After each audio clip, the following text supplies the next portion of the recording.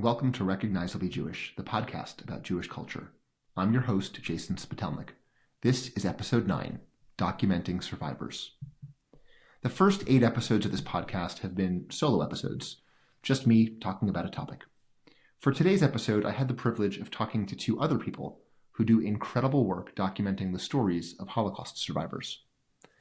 Dana Arschin is an award-winning journalist and the official storyteller for the Holocaust Memorial and Tolerance Center of Nassau County. She is also the proud granddaughter of an Auschwitz Concentration Camp survivor, her poppy.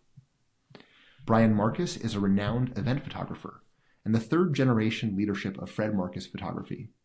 He's the co-author with June Hersh of the book Still Here, Inspiration from Survivors and Liberators of the Holocaust.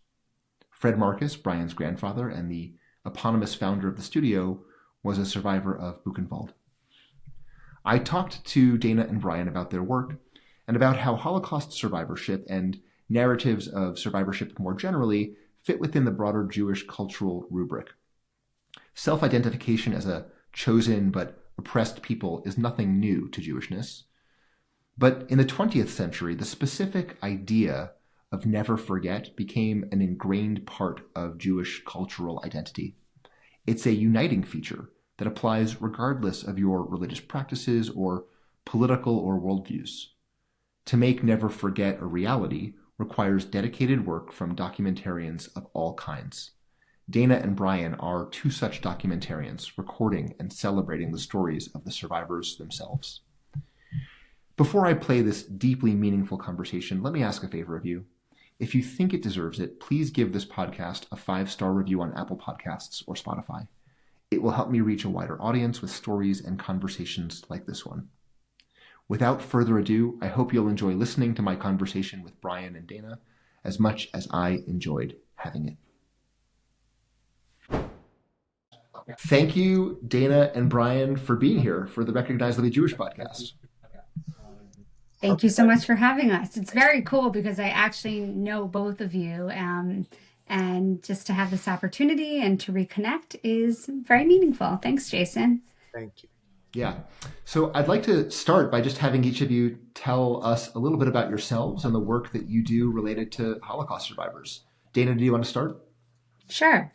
So I am Dana Arschin Kraslow. I'm still at this weird phase where I don't know whether to be Dana Arschin or Dana Kraslow, my married name.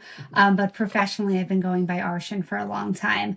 I am the proud granddaughter of an Auschwitz Concentration Camp survivor. My poppy passed away last December, just shy of his 102nd birthday. And I was always very aware of the fact that I was the granddaughter of a survivor, and the first number I ever had memorized was his Auschwitz prisoner number 143499. But it wasn't until I got older, after I graduated college, that I honestly kind of developed an obsession with the Holocaust and understanding my background and what my grandfather went through. So I got into broadcast journalism. I started reporting for News 12 in the Bronx and Brooklyn, where I did a 2-part Holocaust series. I also went to grad school and did my big Holocaust thesis project. And then I went to Fox 5, where I reported and anchored for 6 years. And I started a Holocaust series there. I did nearly 30 Holocaust survivor stories in my time at Fox. And I decided to ultimately take that series on my own. I started my own production company, and I am a private contractor producing these stories on behalf of the Holocaust Memorial and Tolerance Center on Long Island. I do a lot of random stuff. In a nutshell, that's it. But I wanted to say that Brian did so much incredible work with survivors. He created, and he'll tell you, but in the book he's going to tell you about, he photographed my grandfather. And that photograph of him is the most cherished photograph of my poppy that I have. So I can't thank you, Brian, enough for doing that for my family. And that photograph has been on a lot of news stations. Every time I'm interviewed, like, that's the one that I send. And it's amazing just to have the opportunity to talk about him and to keep his legacy alive like that. So thank you. You're welcome. Thank you for that. My name is Brian Marcus. I am a professional photographer out of New York City, and go back with Dana through her grandfather, and Jason. You and I have known each other since we're, I think, from the ages of 3, 4, 5, probably. We probably did your bar mitzvah, if that's correct. Possibly. Definitely. Um, and so I'm the third generation of a family business, Fred Marcus Studio. We've been in business now 86 years, and I'm the grandson. So my father, Andy, my grandfather, Fred, started the business. My grandfather was a survivor of Buchenwald, and I think the legacy that he left us inspired me to get more involved with Holocaust education and really come up with ways to inspire really our youth as well as my children um, and our peers to just do whatever we can to keep their legacy alive and to learn from the past. And one of my biggest regrets was really, as a documentarian, or at least I consider myself that, one of my biggest regrets was really not taking the time to sit with my own family. I sat with a lot of others and photographed a lot of others, and I was in the film business for a long time and did a lot of different things. But I really never took the time, unfortunately, to sit down and spend real time with my own grandfather, learning about his story. And when he passed, which is some time ago now, um, I sort of made it a goal of mine to produce something that would have a lot of legs to it and make something special in honor of him, sort of inspiring me to do these things that I regretted not doing with him, with as many survivors and living survivors as possible. And so I started photographing. I'm lucky enough to have a long list of clientele, and they have a long list of survivor grandparents, and started with my own clientele and invited them into the studio to have their portrait taken. I did a couple of these that went really well. And it really moved me as well as them. I even invited their family members in, because at their age, it's difficult for them to say, "Oh yeah, I'll be there in 5 minutes." So having their grandkids and even their own kids bring them in for a family photo was sort of inspiring to their family, gave them a little extra gas to come in. And once we started doing this, within, I don't know, 3 or 4 of these portraits, I sort of realized that this was really special, and I really wanted to see this through. At no point did I think it was going to turn into a book, maybe an app, maybe a website, maybe just something to post on Instagram. But after a while, and after 200 plus survivors / liberators later, it turned into a coffee table book, which I was lucky enough. Elie Wiesel is a client of the studios and his family, and we photographed them for years and special events for them. And I begged for him to be on the cover, and his wife forced him to do it. And that was sort of the real. It was nice to have somebody recognizable, especially somebody like that on the cover of your own book, and put the effort into publishing this thing and making it. And I've used it. I'm on the board of a nonprofit called Self Help, which helps every living survivor basically. And we have used that book to raise a good 6-figure number so far. Wow. In book sales that go to whatever charity is necessary. And I've had friends use the book as a tool to raise money for other outlets. It's not exclusive to self-help, but it's been a really nice journey. It took about 2 years to do, and I think I'm over a decade now since we started this. So it's just been it's done what I hoped it would do. So it's special. Yeah, that sounds incredible. Just on a personal level, what's it like to sit with these survivors, these special people who have been through this experience and been through the rest of their lives? Kind of what have you gleaned just from spending time with them? So, part of the mission here was to not only photograph them, but to also interview them briefly, get a little bit of their history and their past. But remarkably, again, it's sort of improv. What we were getting were really beautiful quotes from every survivor that we photographed that seemed to be positive and inspiring and thoughtful. And once we started getting these responses after Jason, like you're saying, like really trying to get to know them. And for somebody who's, I'm sure, interviewed many survivors and been around them, it's difficult to get them to really communicate on the level that maybe you'd hope that they would communicate on.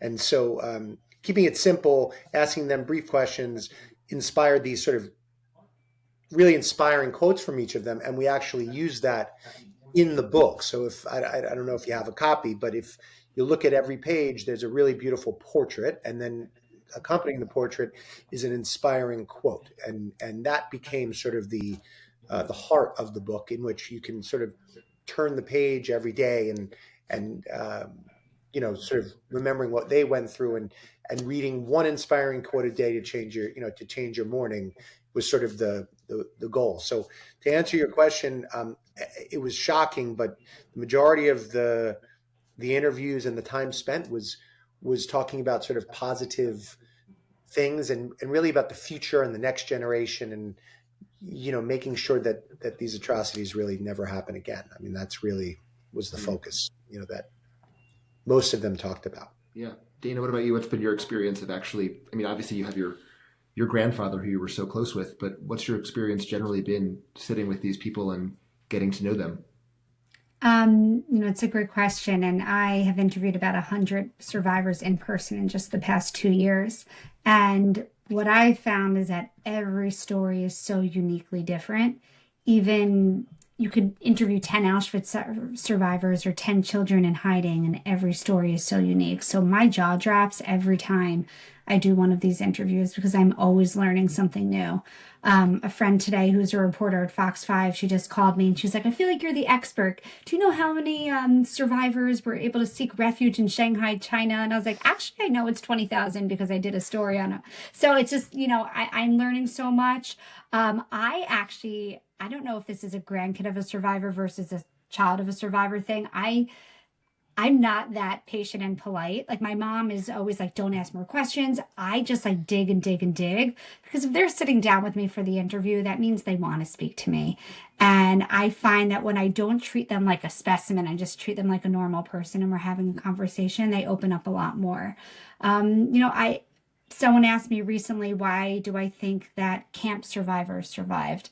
And I think there are 3 reasons based on all my interviews. Number 1 was sheer luck, right? You show up to Auschwitz and you're either selected to work because you're of the perfect age and fit, or you're sent to the gas chamber. So luck. Number 2 is wit. Like once you are chosen to work, you have to make decisions every single day to stay alive. My grandfather was working in a coal mine, and he felt like the fumes were going to kill him if the starvation didn't. So one day he realized that they just weren't really keeping track of the work groups anymore, and he just veered off and started going to like a bricklaying group instead. So, and then third is absolutely genetics. I mean, these people survived typhus and all types of illness without any type of food and water. My poppy survived the death march as a skeleton in winter of 1945. So those are the 3 things that I think were needed to be a camp survivor. And I guess to answer your question in a long-winded way is that I'm just constantly learning, and I'm in awe of what they've been through and how they haven't just survived, but they thrived here. And I just feel like there's still so much more to learn. And I interviewed a survivor who's like, my story is not that traumatic. And all these stories are so important to understand the entire landscape of what was happening in Europe during that time. So I guess like don't rule any story out, and you never know what you're going to learn. Yeah, so that's so interesting. This is a podcast about Jewish culture, or I like to think of it as Jewishness, right? Separate from Judaism. It's not a religious podcast. It's not about politics or Israel. It's about what it means for Jews to have a culture or an identity. And I guess I'm wondering what you think, or how you think survivorship itself plays into the sort of Jewish identity or Jewish culture. Are you asking me? I was going to give Brian a chance. Go ahead, Anna. I just feel like this toughness, this togetherness is ingrained in us. And I think that is because of the survivorship and a little bit because of the generational trauma that's passed down. We have seen our people get knocked down over and over and over again. And here we are coming out stronger than ever. So I think this culture of togetherness and sticking together, which is sometimes taken the wrong way, sometimes it's seen as very insular to outside communities. And what they don't understand is that it's not that we're trying to close ourselves off. It's that we've often felt like we have no one else to trust but ourselves. So I think that's a lot of the traits of the Jewish culture. And I hope that over time, we do start letting others in and trusting others. But I think it's really hard to do. And I think that's why the term Jewish geography exists. For anyone who's listening who's not familiar, if you're from like the New York tri-state area, you just throw out a random person's name. Someone who you speak to is going to know someone who knows someone who knows someone. And that's the beauty of trusting our people and knowing that we all have our best interests at heart. And it's really beautiful. But I also think we have to work hard to let others in. And that's something that is going to take a long time to do because of all the trauma that we've endured as a people. Yeah, Brian, what do you think, Brian? How is survivorship, like, in what way is survivorship sort of an important part of the Jewish cultural experience? Oh, I think Dana said it beautifully. I mean, given our history, the way that we live, and not all of us, but the majority of us, live with the concept of learning and knowing your past, right? And making that something to think about and to live by. And I think that based on what we've all been through as a culture, a group, I think that without that history, we would be a lot weaker than we are. I think our strength comes from our past and learning from our past and really concentrating and diving into that in all aspects, and trying to make the next generation smarter, stronger, richer, healthier. I agree with everything Dana said. I think it's a proud group. I think we definitely. I don't know. I think based on our past and all of the hate, it is hard to open the doors and believe and have faith in others a little bit. Especially these days. I mean, things come full circle. I would say I'm more on the side of leaving the door open, but I don't blame us as a people for staying close. You know what I mean, to one another. Yeah, and actually, you've both alluded to this really nicely already, but I want to maybe just ask it explicitly. Sometimes I worry when I'm thinking about this aspect of Jewish identity that we are defining either ourselves or being defined as just this community of suffering. There's the Inquisition and the expulsions, and then there's the pogroms, and then there's the Holocaust, and then there's anti-Semitism and October 7th. And it's, like Dana said, intergenerational trauma. It sounds to me like you have learned some maybe unexpectedly positive lessons from your time with survivors about how to avoid the sort of trap of identifying as a community of suffering. Anything that you have to say about that? I mean, based on my experience with the survivors that I've known and my own grandparents, I think there's an incredible amount of positivity with the actual survivors. I think those that are a little bit confused are those that don't have access to them or haven't explored or tried to educate themselves enough on sort of the message that most survivors give their grandchildren and children. The positivity that I saw and that I continue to see with survivors on a daily basis give me the motivation to continue to do at least what I can do. I mean, the biggest thing, Jason, for me is, I think in doing this book, which was just, definitely a commitment, but small little thing that, was a passion project. What I saw though was that, and what I still feel is that, so many people just find it so intimidating and difficult to open up to getting involved in any way, as small as it may be. And there's a list of things that you can do, but this was my little contribution, and you know what, it's going a pretty long way for in my opinion. And same with, Dana can start as a content documentary producer, reporter on the Holocaust, but I feel inside of her, based on her history, that's her contribution. And I think more and more people need to think about things in a smaller, simpler way. Mhm. And I think that about life too. It's baby steps, as opposed to these big, they feel like in order to get involved, they got to change the world, or, it's really convincing kids to get involved in just once a week, once a month, twice a year. Give your time, learn, teach others, right? And that's what I hope I would, inspired other people when they saw this book, just to get. Here's a photographer. He doesn't, he's not he's not a rabbi. He's not a historian. He's not a reporter. He's not a documentary filmmaker.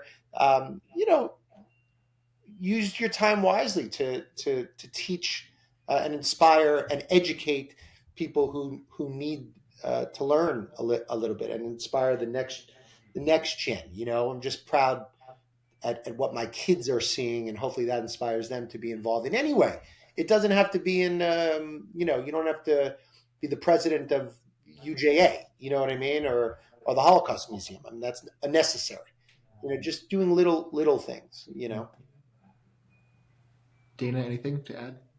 Yeah, going back to your original question, I just, a lot of all the scripts that I write when I'm doing these documentaries, I try very hard to, yes, they are survivors, but I try very hard to end all of the documentaries with an idea that they won life, right? Yes, they were victims. Yes, there was suffering, but that doesn't define them.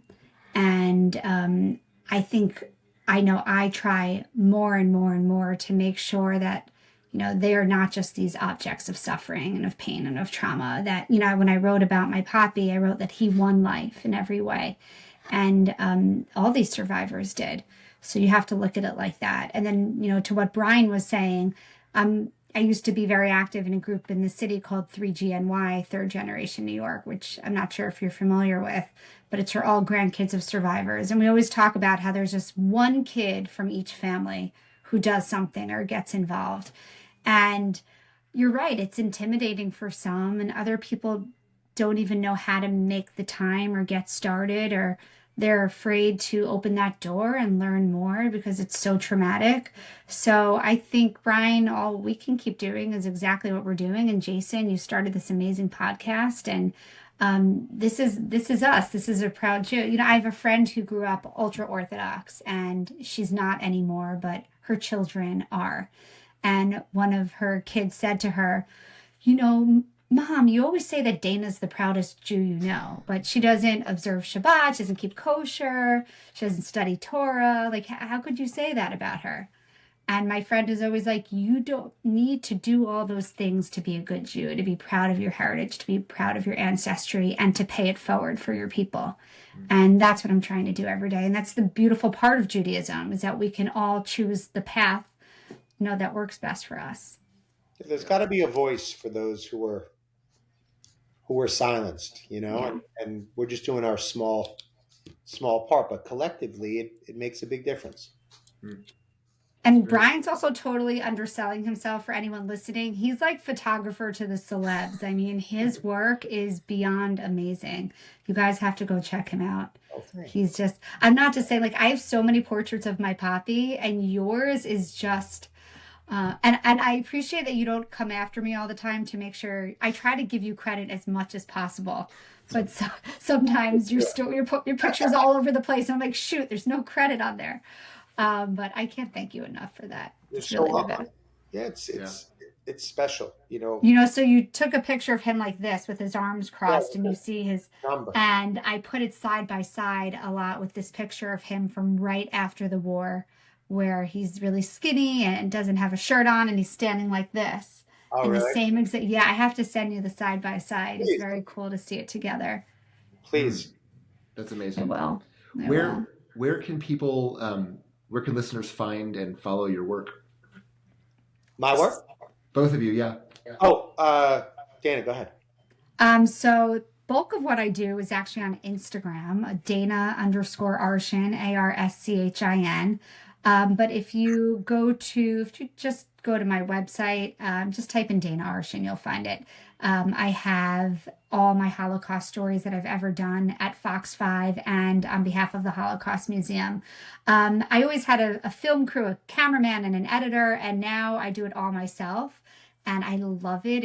I went to grad school and learned how to do all this, and I'm such a perfectionist, and it's so much more rewarding when this finished piece is 100% mine.